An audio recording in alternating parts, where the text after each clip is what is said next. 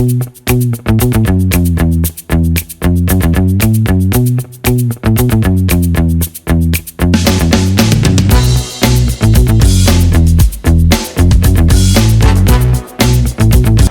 咧就嚟咗高沙酒造，我就 make 咗個 appointment 見學嘅。咁啊喺酒造工場入邊個見學咧，佢就話唔俾錄影相啦。咁但係外圍都可以影。咁呢度咧就係位於旭川市，離旭川 Egi 咧大約10分鐘車程就到噶啦。咁啊國士無雙咧，其實香港咧都會見到有得賣啦。咁但係咧其實佢入邊咧有好多其他國士無雙，香港都唔見有啦。咁仲有高沙酒造嘅其他酒嘅。咁啊頭先試咗一支用 Y 哈姆做嘅 Sake 係好飲，我哋已經買咗一支，諗住今晚翻酒店飲。咁呢個對面呢，就係頭先我去參觀嗰個廠房啦，咁呢，就喺前邊呢度入嘅。咁呢，佢個廠房大約呢，做酒嗰邊啊、谷室啊都係喺呢一邊入邊啦。咁跟住呢邊呢，就最主要係做儲藏。咁所以呢，你見到呢，其實呢條街呢，都係高沙酒造。咁如果以我睇佢嚟講呢，佢算係一個中型嘅酒造啦。咁當然係冇今朝去睇南山嗰咁大啦，咁但係即係佢都有可以睇下，佢都有一條街咁長嘅地方。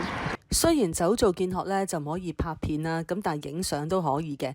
咁我就用相咧為大家介紹一間位於北海道旭川嘅高沙酒造啦。咁我係網上預約呢個酒造見學嘅，咁啊可以選擇已經去定好晒嘅時段啦。而我選嘅時段咧咁啱咧就只有我哋一行6人。咁啊酒造咧就一早安排咗導賞員啦，介紹整個造酒過程嘅。咁啊導賞員咧就淨係講日文，咁我自己就略懂簡單日文啦。咁加上啲清酒知識啊，同埋圖畫啊、身體語言咧，咁整個見學咧都算係暢順嘅。酒造咧就分為上下2層。我到訪嗰陣時咧就係7月，並唔係造酒季節，所以酒造嘅大部分範圍都可以進入嘅。咁而造酒嘅第一步驟咧就係處理米啦。咁所以導賞員咧就先介紹酒造好色米啦，簡稱酒米。北海道產嘅酒米咧最有名就係吟豐同埋瑞星，而高沙酒造做嘅大部分清酒咧都係用呢2隻酒米㗎。咁因為唔係造酒季節啦，咁工序咧都係用圖片嚟說明，好似呢一個洗米同埋浸米嘅過程啦。呢一步咧就係蒸米機，將酒米咧磨成需要嘅精米步合嘅。好似大吟釀嘅精米步合咧係50% 以下啦，咁就需要磨走1半以上嘅米啦。咁蒸米之後咧就會分成一袋袋，再放入大缸入邊咧洗米同埋浸漬。咁浸米之後咧就會放入呢部自動化嘅連續蒸米機蒸米啦。處理完米之後咧，就去到製穀嘅部分啦。咁呢一個咧就係穀室啦。今日咧雖然佢冇開放，不過咧導賞員咧都仍然係用圖片去說明咧穀室內入邊製穀嘅狀況嘅。製穀之後咧就開始要製丸啦。咁即係酒母啦。酒母咧就係以米穀、精米同埋水所造成嘅。咁大約咧就要14至28日咧去發酵成為酒母啦。咁咧我自己就嘅最中意就係生丸啦。咁咧其實佢就係用一個罩咧將精米啦、米穀啦同埋水咧就混為一體，再以發酵成天然乳酸。咁咧導賞員咧都準備咗支罩俾我咧，就俾大家去體驗一下嘅。咁呢支罩咧就比我預期長同埋高啦。咁咧估計咧都有足8尺以上噶，都比我要高成4成。咁長啊當然係重啦，我拎咗幾分鐘咧都覺得幾攰下。咁加上咧其實酒母咧又硬又實啦，咁可想而知咧撞人咧係要花幾多時間咧同埋氣力同埋去搞嘅。呢度咧就係存放爐嘅地方啦。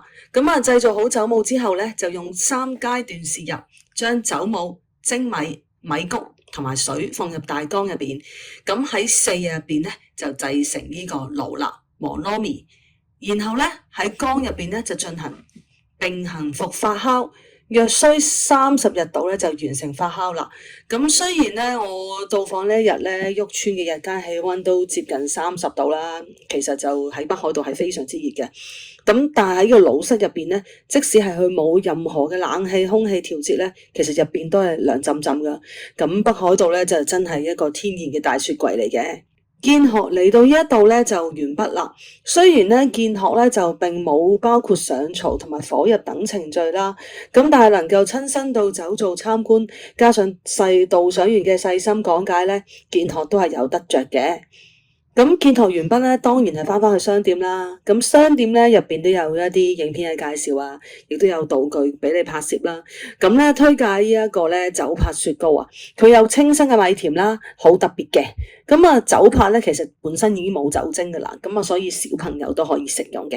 高沙酒造咧就同屋邨 Aggie 咧，如果係自駕都係15分鐘車程以內嘅啫。如果對酒造有興趣咧，就不妨上高沙酒造嘅網站作預約。咁啊，今次就嚟到呢度啦，下次再介紹其他酒造啦，再見。